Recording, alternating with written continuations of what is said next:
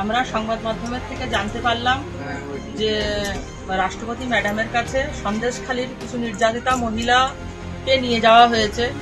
তাহলে আমরা কারা?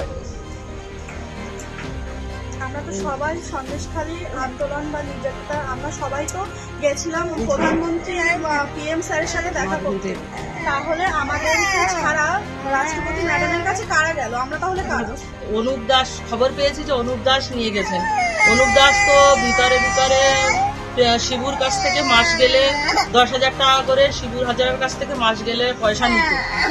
তাহলে ওনার সাথে খবর আছে যে পদ্মা মণ্ডলও গেছেন। তাহলে কি আমরা এটাই জানবো যে পদ্মা মণ্ডল টিএমসির লোক, উপরে বিজেপি করে?